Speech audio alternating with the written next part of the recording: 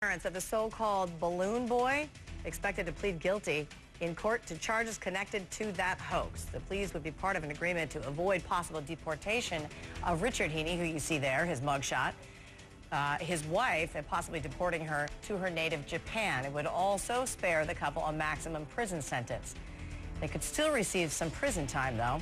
The couple had told police a balloon had flown away with their 6-year-old boy inside, but the boy turned out to be hiding in the attic. We'll tell you more and take you to that hearing live next hour.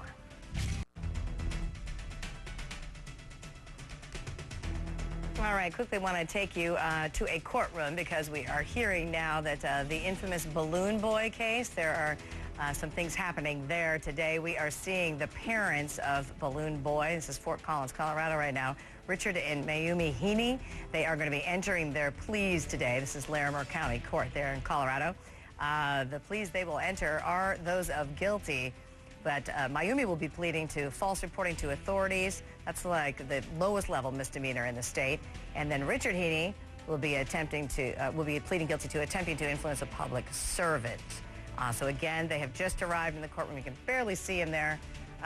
His hair, you can see at least a little bit. Anyway, we will continue to follow this and show you any more pictures as we move on. All right, Allison, sure to appreciate that. Need to head over now, or back over to the courtroom, Colorado, Larimer County here. We're talking about the father, Richard Heene, a balloon boy.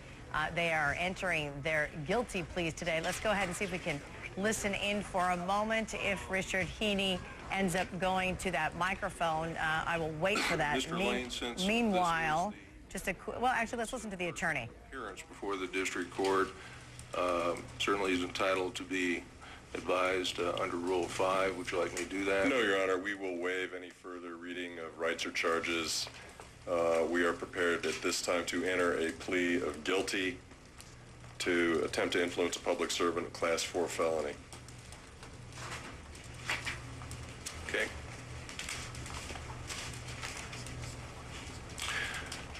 Mr. Heene, there are a number of things that we need to go over here on the record this morning. I'm going to ask you a number of questions. So let's start with you stating your full name for the record. Richard Allen Heene. And Mr. Heene, I've been advised, as Mr. Lane has just summarized, that your intent is to plead guilty to this charge. Is that correct? That's correct. All right. How old are you? 48. And where were you born? Fairfax, Virginia. What is the level of education that you have completed? High school. And did you read this document, this statement of plea disposition? Yes, I did. Okay. Did you believe that you understood it? Yes, I did. If you had any questions about it, did you go over those with your attorney, Mr. Lane? No questions.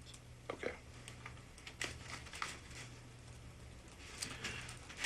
I'm going to ask you a couple questions that have to do with my just assuring myself that your mind is clear, that you understand what we're doing today. The first is whether you're taking any kind of medications. They could be over-the-counter medications. They could be prescribed medications. Anything that would affect your ability to understand what we're doing. No medications. No. Do you have any mental health problems now or in the past that would affect your ability to understand what we're doing? No. Okay. Have you had ample opportunity to discuss this case and the disposition of this case with your attorney? Yes. Okay. And are you satisfied with the advice and representation that he has given you? Yes.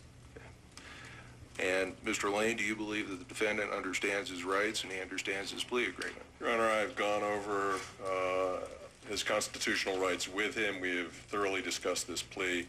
I believe this is a knowing, voluntarily, and intelligently made plea after full consultation and understanding of all his constitutional rights.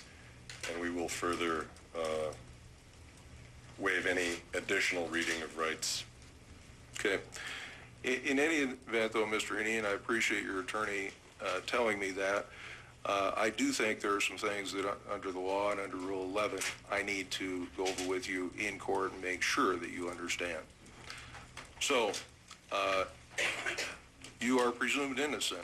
I know you've told me you intend to plead guilty, but you're presumed innocent when a charge is filed against you. You have a right to a trial. In the case of a felony, a 12-person jury trial.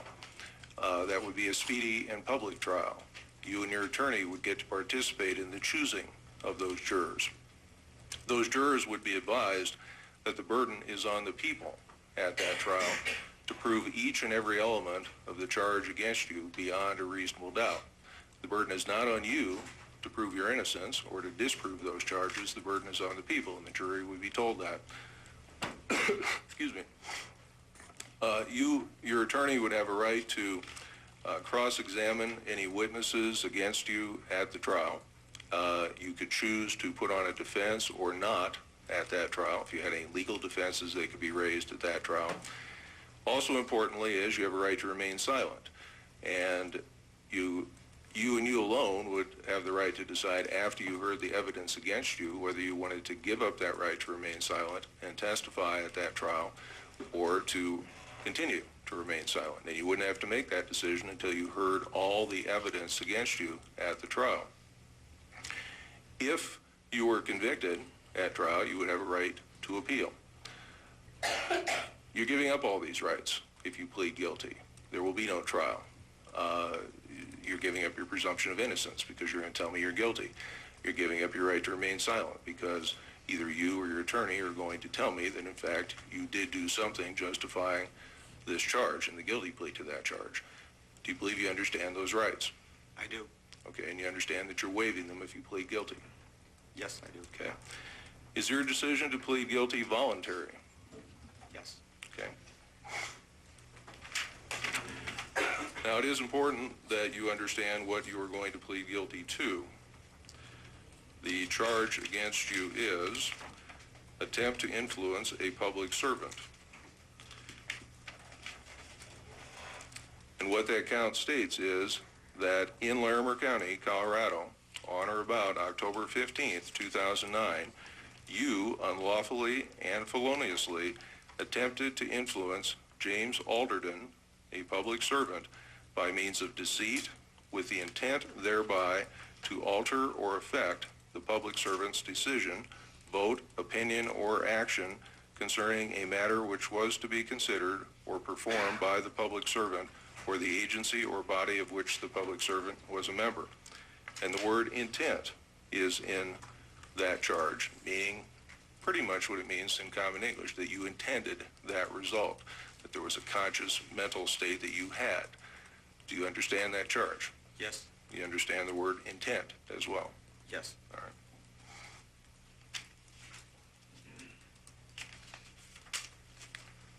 This offense is a Class 4 felony, and the possible penalties or consequences for a guilty plea or conviction on a Class 4 felony are incarceration from 2 to 6 years. All right, just wanted to give you a little bit of what was going on, or what is going on in Larimer County Court. This is Fort Collins, Colorado. We're listening to Judge Stephen Shapansky advise the defendants here from the Balloon Boy case. We saw pictures there of Richard Heene standing next to his attorney, putting in his guilty plea today, attempting to influence a public servant. It's a Class 4 felony.